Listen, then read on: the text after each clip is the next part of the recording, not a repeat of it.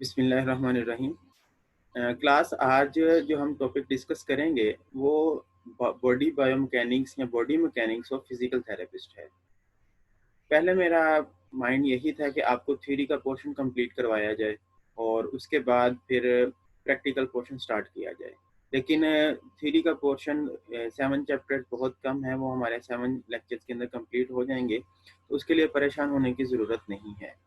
हमने practical portion अब साथ-साथ करना है, तो उसमें कुछ पॉइंट्स होंगे जिनको हमने लेके चलना है और इसकी बेस पे जब हम अपनी स्किल्स इंप्रूव करेंगे, जब अपनी क्लिनिकल प्रैक्टिस में आएँगे, तो ये चीज़ें हमें बहुत हेल्प करेंगी। आप लोगों ने अक्सर ये चीज़ ऑब्ज़र्व की होगी कि अक्सर फीमेल्स ये प्रैक्टिस में हमें नज़र नहीं आती। उसकी रीज़न क्या होती है?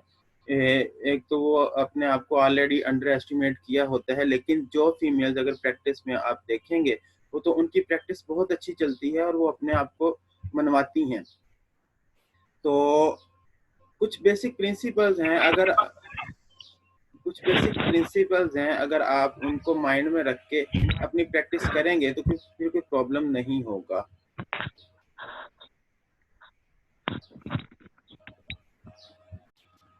तो हम बात कर रहे थे बॉडी बायोमैकेनिक्स की। फिजिकल थेरेपिस्ट ने जब फिजियोथेरेपी करनी है तो उसके लिए ऐसी क्या इम्पोर्टेंट टिप्स हैं, ऐसे कौन से कुछ बेसिक प्रिंसिपल्स हैं जिनको अगर हम अप्लाई करें अपने बॉडी के ऊपर, तो हम without fatigue, without any pain हम अपने ज़्यादा प्रैक्टिस कर सकते हैं। अक्सर ये चीज़ सुनने को मिलती है कि एक फिजिकल थेरेपिस्ट ने फिजियोथेरेपी की और साथ ही उसे खुद ज़रूरत पड़ गई फिजियोथेरेपी की, और उसकी रीज़न यही होती है कि फिजियोथेरेपिस्ट जो बेसिक बायोमैकेनिक्स के प्रिंसिपल्स हैं उनको अप्लाई किए बगैर फिजियोथेरेपी स्टार्ट कर देते। तो ये प्रिंसिपल्स बहुत इम्पोर्टेंट वैल्यू है इनकी। जब हम प्रैक्टिस के अंदर इन चीज़ों को लेके आएंगे तो हम बगैर थके बहुत ज़्यादा पेशेंट्स को डील कर सकते हैं। लेकिन अगर हमारी अपनी ही बायोमैकेनिक्स ठीक नहीं होगी तो हम एक दो पेशेंट्स के बाद खुद रिटार्ड हो जाएंगे और हम इससे ज़्यादा प्रैक्टिस नहीं कर सकेंगे। तो अच्छी प्रैक्टिस करने के लिए अगर आपने अपनी प्रैक्टिस मनवानी है, आपके पास क्लाइंट टर्नआउट ज़्यादा हो, तो जितना आपका पेशेंट इंटरेक्शन ज़्यादा होगा, जितनी आपकी स्किल्स इंप्रूव होंगी और उसके साथ साथ जितने आप खुद फिजिकली फिट होंगे, जितनी आपकी बॉडी स्ट्रांग होगी, उतना आप ज़्यादा पेशेंट्स डील कर सकते हैं।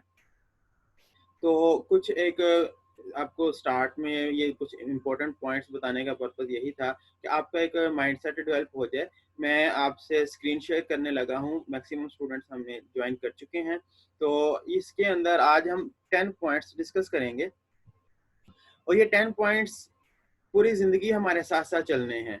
और इनकी आपने, जिस तरह लास्ट कल भी मैंने आपको एक असाइनमेंट दी थी, सर्वाइकल स्पाइन को आपने लोकेट करना था, तो मुझे वो किसी ने अभी तक सेंड नहीं की। कोशिश करिएगा कि आज वो सारे सेंड कर दें और जो आज की एक छोटी-सी असाइनमेंट होगी, ये आप लोग ये भी कंप्लीट कर लीजिएगा। मैं आपसे स्क्रीन शेयर करने जा रहा हूँ। Just hold for a second. Alright. Body mechanics for manual therapist. बच्चों, आपको स्क्रीन नज़र आना शुरू हो गई है तो मुझे बता दीजिएगा। मैंने आपका चैट बॉक्स भी ओपन कर लिया है, किसी को कोई क्वेश्चन हो तो आप पूछ सकते हैं। आपको स्क्रीन नज़र आ रही है बच्चों?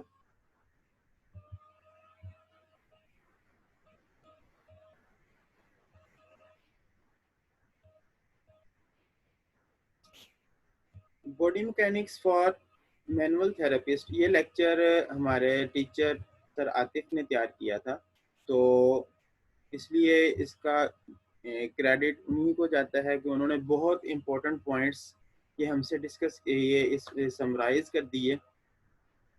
तो इस स्लाइड के अंदर हमने जो मेन बातें देखनी है वो ये मेन पॉइंट्स हैं हमारे पास, कि हम जितनी भी टेक्निक्स अप्लाई कर रहे हैं, जो फिजियोथेरेपी हम करते हैं, वो सारा काम करते वक्त उसका फिजिकल स्ट्रेस बॉडी के ऊपर आता है। ये एक रियलिटी है। अब उस स्ट्रेस को, जो फिजिकल स्ट्रेस फिजिकल थेरेपिस्ट की बॉडी के ऊपर आ रहा है, उसको रिड्यूस किस तरह किया जाए, उसको मिनिमाइज किस तरह किया जाए, उसके लिए ये आज कुछ प्रिंसिपल्स हैं जो हमने डिस्कस करना है। अपना फिजिकल स्ट्रेस को कम करना है और कुछ गाइडलाइन हमें चाहिए ताकि हम अपनी एफिशिएंसी को बढ़ा सकें, अपनी जो क्वालिटी ट्रीटमेंट है वो हम कर सकें। तो 10 गाइडलाइंस हमारे पास हैं और इन जो 10 गाइडलाइंस हैं, 10 पॉइंट्स हैं, इन 10 पॉइंट्स को 3 मेजर कैटेगरीज के अंदर डिवाइड किया गया है। सबसे पहली कैटेगरी है इक्विपमेंट की, और उसके बाद सेकंड कैटेगरी होगी positioning the body and performing the interventions. अब इसमें ये तीनों बातें फिजियोथेरेपी पॉइंट ऑफ व्यू से इंपॉर्टेंट हैं।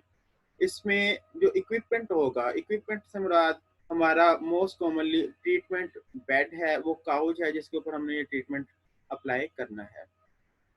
पोजीशनिंग द बॉडी, फिजियोथेरेपिस्ट की बॉडी, अब इसमें कौन सी चीज़ों को हमने फोकस करना है, किन चीज़ों को माइंड में रखना है कि थेरेपिस्ट के फीट की पोजीशन क्या होनी चाहिए, थेरेपिस्ट के हैंड प्लेसमेंट किस तरह होनी चाहिए, थेरेपिस्ट के जो कोर है वो बेंड होनी चाहिए या स्ट्रेट होनी चाहिए, वर्टिकल होनी चाहिए। इन बातों को हम यहाँ पे डिस्कस करेंगे। और लास्ट में परफॉर्मिंग द इंटरवेंशंस, कि जब हमने स्ट्रोक से मुराद बच्चों यहाँ पे फोर्स होगा, एप्लीकेशन ऑफ द स्ट्रोक, हम जो फोर्स अप्लाई करेंगे, हम मैनुअल थेरेपी के अंदर बार बार ये बात पढ़ रहे हैं कि हमने इसके अंदर सारा काम अपने हाथों से करना है, और हाथों के साथ हमने जब मोबिलाइजेशन करना होती है तो हमने फोर्स अप्लाई करनी है। अब वो मोबिलाइजेशन सॉफ्ट टिश्यूज की भी हो सकती है, वो जॉइंट्स की भी हो सकती है, तो वो कंडीशन के अकॉर्डिंग, पैथोलॉजी के अकॉर्डिंग हम इन चीज़ों को डिज़ाइन करते हैं। लेकिन 3 मेन बातें हमारे पास आ गई, इक्विपमेंट, उसके बाद position of the body of therapist and performing the interventions. अब इन तीनों बातों को हम टोटल 10 पॉइंट्स के अंदर डिस्कस करेंगे। तो सबसे पहला पॉइंट है हमारे पास, टेबल की हाइट कितनी होनी चाहिए, जो ट्रीटमेंट बेड है, ट्रीटमेंट काउच है, वो किस तरह का होना चाहिए उसे। अब जो एडवांस सेटअप है वहाँ पे एडजस्टेबल जो काउच होते हैं वो अवेलेबल होते हैं।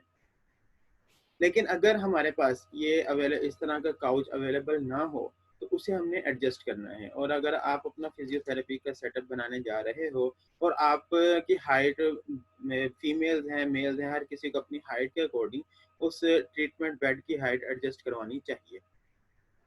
ये बहुत इंपॉर्टेंट फैक्टर है, और इसमें थेरेपिस्ट की हाइट के साथ ही टेबल की हाइट एडजस्ट की जाती है। और उसके बाद एक और जो मेजर कंपोनेंट आता है, साइज ऑफ द क्लाइंट।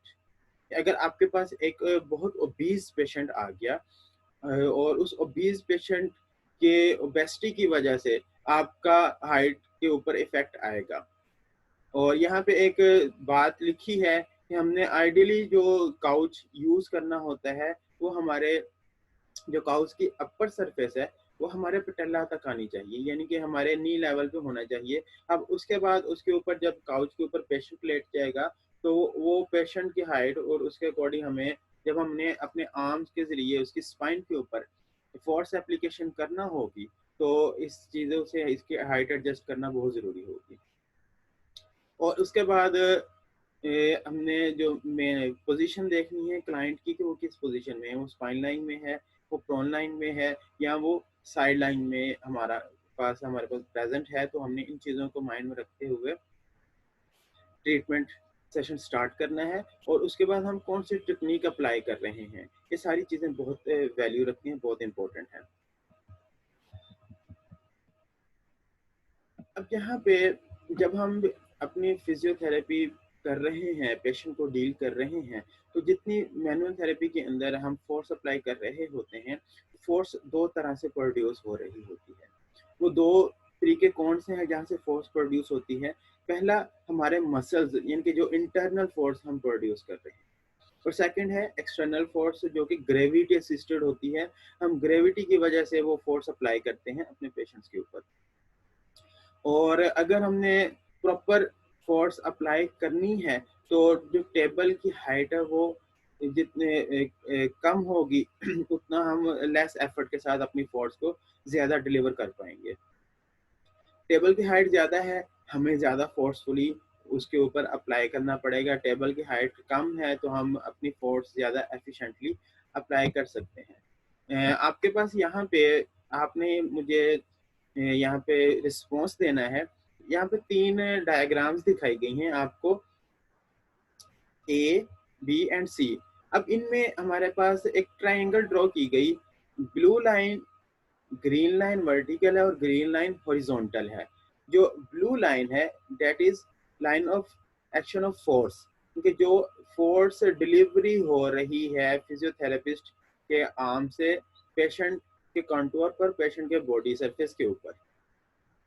और vertical line is showing that जो फोर्स हमें इंटरनल कंपोनेंट से प्रोड्यूस हो रही है और शिफ्ट हो रही है। And horizontal green line is showing that कि जो फोर्स हम अप्लाई कर रहे हैं वो किस तरह से शिफ्ट हो रही है। This one is A, B and C.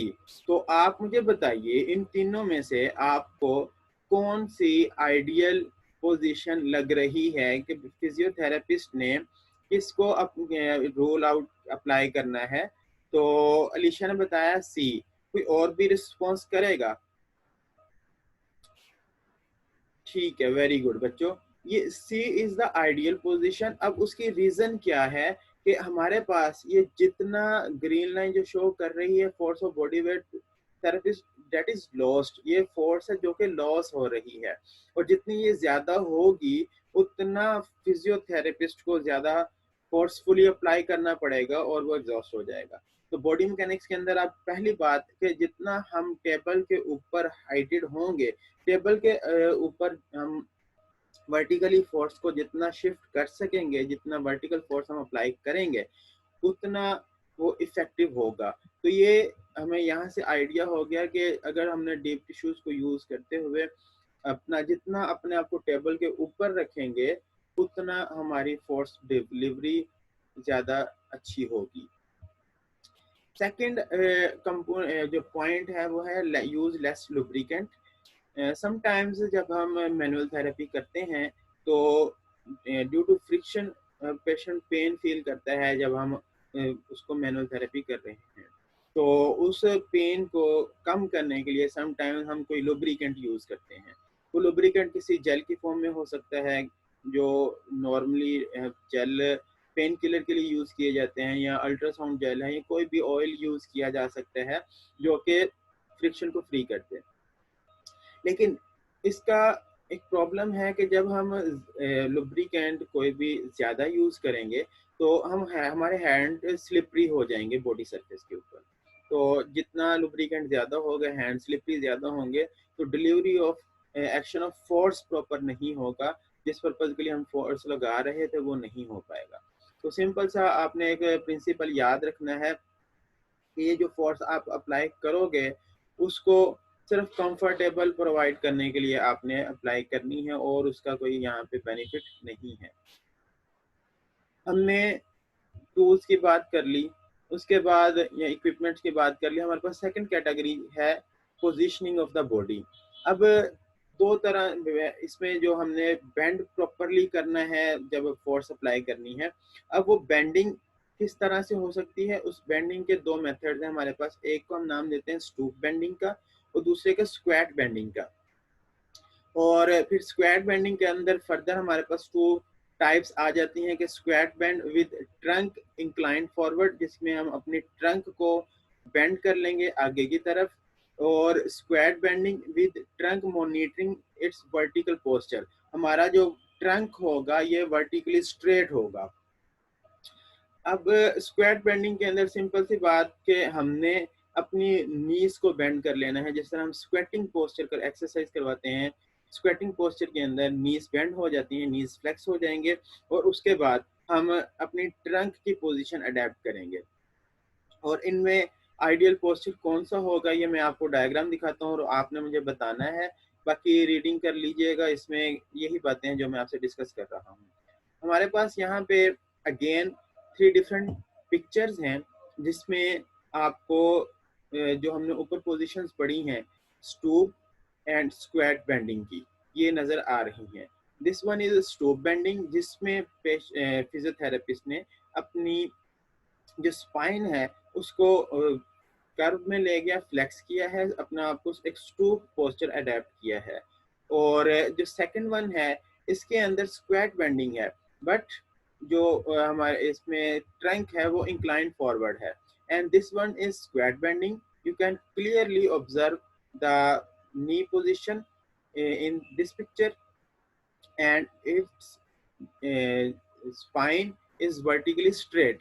तो इसमें हमें अब आइडिया हो गया कि जो आइडियल पोजीशन बन रही है डेट इज सी। जितना अब इन सारी बातों का ये जो हम यहाँ पे डिस्कस कर रहे हैं फायदा क्या है, लीस्ट स्ट्रेस आएगा फिजियोथेरेपिस्ट की बॉडी के ऊपर। इस पोजीशन के अंदर करेगा फिजियोथेरेपिस्ट की अपनी स्पाइन जो है वो स्ट्रेस में आ जाएगी, और अगर वो कुछ अरसा प्रैक्टिस इसी तरह करता रहा तो उसे खुद रेगुलर फिजियोथेरेपी करवाना पड़ेगी या अपनी फिजियोथेरेपी करनी पड़ेगी। तो अगर हम अपने बॉडी मैकेनिक्स को सेट रखते हुए ये सारी चीजें करेंगे तो फिर इतना स्ट्रेस नहीं आएगा। इसके बाद पोजीशनिंग के अंदर हमने जो फोकस करना है वो कोर को करना है, कि हमारी जो कोर है, कोर मसल्स, वो उनको अलाइन करना है, उनकी पोजीशन किस तरह करनी है। तो जितनी भी हम फोर्स अप्लाई कर रहे हैं वो सारी फोर्स डिपेंड कर रही है हमारे कोर के ऊपर। कोर के अंदर हम ट्रंक और पेल्विस को कंसीडर करते हैं, और जितना हम ट्रंक और पेल्विक के वेट को कंसीडर करेंगे उतनी हम प्रॉपर फोर्स लगा सकते हैं। अब यहाँ पे एक रूल हमें बता दिया। वो रूल क्या है कि हमने जब फोर्स लगानी है अपने हाथों के साथ, तो weight to be behind the pressure that is being delivered to the client. हमें अपने हाथ को आगे रखना है, अपना बॉडी वेट पीछे रखना है। जितना हमारा बॉडी वेट या कोर का वेट पीछे होगा हमारा बिहाइंड द प्रेशर, उतना हम इफेक्टिवली ये एप्लीकेशन कर सकते हैं। तो trunk and pelvis of the therapist must face the same direction as that of pressure being applied. मैं आपको डायग्राम्स दिखाता हूँ जिसके अंदर ये बात क्लियर हो जाएगी, और ये बात भी माइंड में रखिएगा कि determine your core alignment is to look at your navel. हमारा नेवल जिस डायरेक्शन में होगी उसी डायरेक्शन में हमारी कोर होगी। तो ये एक टिप हमें मिल गई। अब यहाँ पे देखिए ये 3 डायग्राम्स हैं, तीनों के अंदर इसी बात को समझाया गया कि बिहाइंड द प्रेशर और उसके बाद नेवल की डायरेक्शन एक और हैंड की जो फोर्स अप्लाई की जा रही है वो सेम है। यहाँ पे आपको ग्रीन एरो शायद नजर ना आ रहा हो, लेकिन यहाँ पे देखिए ये हैंड प्लेसमेंट पे ग्रीन एरो और यहाँ पे नेवल की डायरेक्शन में ग्रीन एरो, तो ये दोनों सेम डायरेक्शन में है। इसी तरह नेक पे जब साइड से फोर्स एप्लीकेशन की जा रही है, यहाँ पे टिश्यूज को मोबिलाइज किया जा रहा है या मैनुअल थेरेपी टेक्निक्स अप्लाई की जा रही हैं, तो यहाँ पे थंब की प्लेसमेंट में डायरेक्शन आप ऑब्जर्व कीजिए और यहाँ सेम नेवल की डायरेक्शन ऑब्जर्व कीजिए। तो ये तीनों के अंदर कोर को अलाइन करके दिखाया गया है।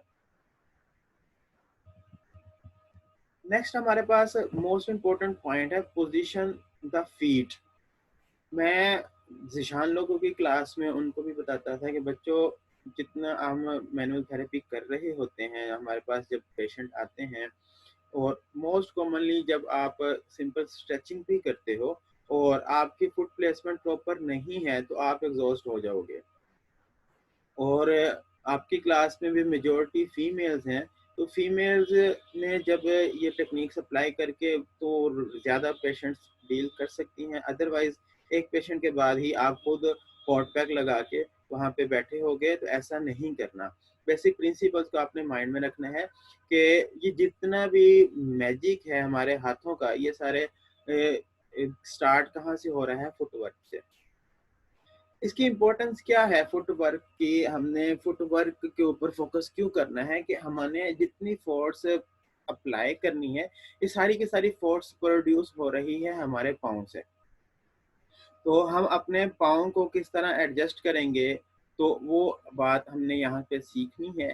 तो एक generally direction that the feet are facing is the direction that the core is facing. तो सिंपल सी बात कि हमने अपने पाँव को अपने कोर के साथ एडजस्ट करना है, और जैसे ही हमारी कोर की पोजीशन चेंज होगी तो हमें अपने पाँव की पोजीशन भी चेंज करना पड़ेगी। अगर पाँव की पोजीशन प्रॉपर नहीं है तो क्या होगा, it is not possible to generate force from a lower extremity by plantar flexing a foot against the ground to push the body weight into the client. It will be very difficult to transfer the ideal force on the client. हम पाँव को किस तरह से adjust कर सकते हैं?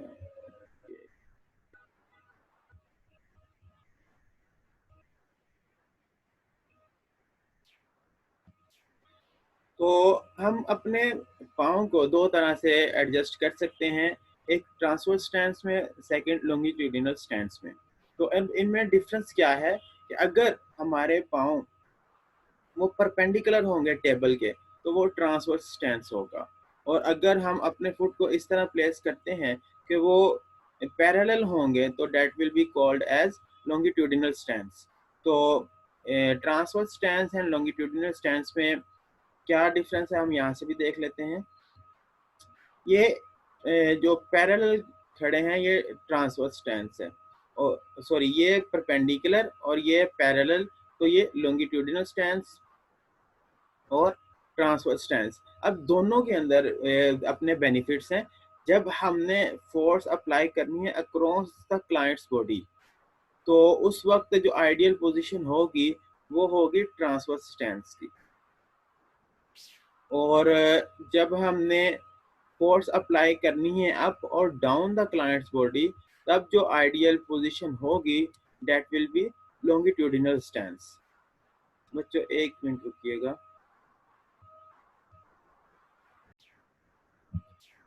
तो हमने जब फोर्स अप्लाई करना है तो उससे हमने अपने पाँव को उसके अकॉर्डिंग एडजस्ट करना है। 3 पॉसिबल पोजीशंस हैं जो कि हम यूज़ कर सकते हैं प्रॉपर फोर्स डिलीवरी के लिए। एक जिसके अंदर हमने पाँव को नेक्स्ट टू ईच अदर लेकिन वो पैरेलल होंगे, और सेकंड जो होगी स्टैगर्ड पोजीशन होगी। फर्स्ट को हमने अलाइंड पोजीशन का नाम दिया, और सेकंड जो होगी वो स्टैगर्ड पोजीशन होगी। स्टैगर्ड पोजीशन के अंदर दोनों पाँव अप्रोक्सीमेटली सेम डायरेक्शन में होंगे और वो पैरेलल हो सकते हैं, और दूसरा जो रेयर फुट है वो पीछे होगा और परपेंडिकुलर होगा फ्रंट फुट के। तीनों जो बात हमने की है ये मैं आपको यहाँ पे शो करता हूँ। ये दोनों फीट जो हैं ये इस वक्त अलाइंड पोजीशन के अंदर हैं, दोनों एक दूसरे के पैरेलल हैं। और यहाँ पे अगर बी के अंदर देखिए तो ये स्टैगर्ड पोजीशन है, और जो रेयर फुट है वो यहाँ पे पैरेलल है फ्रंट के, और यहाँ पे जो रेयर फुट होगा वो हो गया परपेंडिकुलर।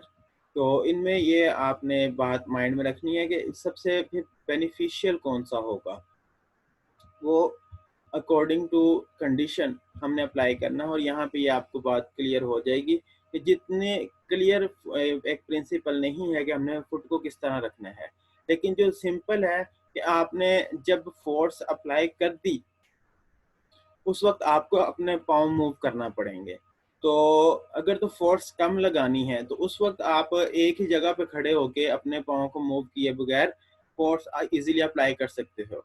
बट जब हमने फोर्स ज़्यादा लगानी है, किसी कंडीशन के अंदर हमें ज़्यादा मूव करना है, तो उस वक्त हमें अपना पाँव को मूव करना पड़ता है एक जगह से दूसरी जगह। तो जितना फोर्स ज़्यादा होगी उतना हमें अपने पाँव को शिफ्ट करना पड़ेगा, मूव करना पड़ेगा। ये बात आपने माइंड में रखनी है। और इसके बाद जो इम्पोर्टेंट है कि पोजीशनिंग द हेड, अपना जो हेड है इसको किस तरह रखना है। तो सिंपल सी बात है, अगर आप हेड को फॉरवर्ड बेंड करके रखोगे तो क्या होगा, नेक के ऊपर स्ट्रेस आएगा। तो कोशिश ये करनी है कि फॉरवर्ड बेंडिंग की बजाय, नेक फ्लेक्शन की बजाय आप अपने हेड को स्ट्रेट रखें। जितना हेड स्ट्रेट होगा उतना नेक के ऊपर स्ट्रेस कम आएगा। यहाँ पे आपको आइडिया हो जाएगा कि इसमें फ्लेक्स्ड नेक है और इसमें स्ट्रेट है, तो नेक को आपने कंसीडर करना है। उसके बाद स्टार्ट द जॉइंट, ये बहुत इंपॉर्टेंट पॉइंट है। अक्सर मैं जो इंटर्न्स के अंदर भी चीज़ें ऑब्जर्व की कि वो ये प्रॉब्लम करते थे, मिस्टेक कर रहे होते हैं। स्टैक द जॉइंट का मतलब है कि आपने जितने फोर्स लगानी है, अगर आप अपने हाथों के साथ फोर्स लगा रहे हो तो आपकी ये फोर्स शिफ्ट होनी चाहिए शोल्डर से एल्बो, एल्बो से रिस्ट जॉइंट और फिर उसके बाद आपके हाथों में। और अगर आप ड्यूरिंग फोर्स एप्लीकेशन अपने एल्बोज को बेंड कर लेते हो तो उस वक्त फिर सारी फोर्स एक लाइन में शिफ्ट नहीं हो पाएगी। तो फोर्स प्रॉपर शिफ्टिंग के लिए आपने अपने जॉइंट्स को लॉक करके रखना है ताकि आइडियल आप अपनी फोर्स एग्जर्ट कर सको। मैं आपको पिक्चर्स दिखाता हूँ और उससे आपको और क्लियर आइडिया हो जाएगा। यहाँ पे अब एक और बात याद रखिएगा कि जब हमने हैंड्स ऑन करना होता है, आप अपने अभी मेरे साथ करके भी देखिए, अपने आर्म को आप एक्सटर्नली रोटेट करें और उसके बाद आप अपने एल्बोज को स्ट्रेट कर लें, इनके एक्सटेंड कर लें और इसके बाद अपने हैंड्स को आपने प्लेस करना है। तो ये मैक्सिमम आपके जॉइंट्स लॉकिंग होगी, जॉइंट्स स्टैगर्ड पोजीशन के अंदर आ गए। तो उसके बाद जब आप फोर्स लगाएंगे तो वो आइडियल एक्सर्शन होगी। इस पोजीशन के अंदर देखिए, अब यहाँ पे इस पोजीशन के अंदर आप फोर्स जनरेशन स्टार्ट कर रहे हो अपने फीट से और ज़्यादा फोर्स लगानी है, आप अपने पाँव को मूव करोगे और उसके बाद आपका वो शिफ्ट लोअर लिम्ब से भी और अपर लिम्ब से भी शिफ्ट होते हुए आपके हाथ के जरिए पेशेंट तक पहुंच जाएगा। बट इन दिस केस अगर एल्बोज फ्लेक्स कर ली तो वो जो एक्सर्ट फोर्स होनी थी वो शोल्डर से आई, लेकिन एल्बो से वो शिफ्ट होगी, सारी बायोमैकेनिक्स डिस्टर्ब हो जाएगी और अगर ज़्यादा फोर्सफुली कर दिया तो अपने ही पेन स्टार्ट हो जाएगी। नेक्स्ट पॉइंट जो हमने इंटरवेंशंस करना है, जितनी भी फोर्स अप्लाई करनी है, इस सारी फोर्स को प्रोक्सिमली आपने प्रोड्यूस करना है। कोशिश करिए कभी भी सिर्फ अपने हाथों के साथ आपने फोर्स नहीं लगानी। अपर लिम्स के ऊपर आप अप्लाई कर रहे हो तो ये शोल्डर से जनरेट होनी चाहिए। Generate force proximally, very important point. और जितनी भी फोर्स है, direct the force perpendicular to the contour of client's body. के क्लाइंट्स, अब ऐसा नहीं होता कि हमारा जो क्लाइंट का बॉडी है वो हमें एग्जैक्ट जो है बट क्लीन मिले, या तो उसमें अंदर यानी कि हॉरिजॉन्टल फ्लैट सरफेस नहीं मिलती। तो हमने कोशिश करनी होती है कि वो सरफेस जिस तरह की भी हो उसके ऊपर जितनी भी फोर्स हम अप्लाई कर रहे हैं वो परपेंडिकुलर होनी चाहिए। यहाँ पे आपको आइडिया होगा कि तीनों के अंदर परपेंडिकुलर किस जगह पे हम फोर्स अप्लाई कर रहे हैं। तो बी के अंदर एग्जैक्ट परपेंडिकुलर फोर्स अप्लाई हो रही है। अब तीनों के अंदर फोर्स स्ट्रोक डिफरेंट है जो हम perpendicular to the contour of the body apply कर रहे हैं। यहाँ पे उसका कंटूर इस तरह का है कि वो परपेंडिकुलर डायरेक्शन ये बनेगी और इस यहाँ पे कंटूर कुछ इस तरह का है तो ये परपेंडिकुलर डायरेक्शन बन रही है और यहाँ पे ये स्ट्रेट परपेंडिकुलर डायरेक्शन बन रही है। तो कोशिश करता हूँ कि लास्ट मिनट और इस मिनट से पहले हम इसको वाइंड अप कर लें। और कॉन्टैक्ट सरफेस एरिया हमने जितना ज़्यादा रखेंगे उतना वो डबल स्पॉट हमें मिल जाएगी। मैं आपको पिक्चर से दिखाता हूँ और फिर इसके ड्रॉबैक भी बात कर लेते हैं। ये चार हमारे पास डबल सरफेस शो किए गए। चारों के अंदर जो चीज़ आप ऑब्जर्व करते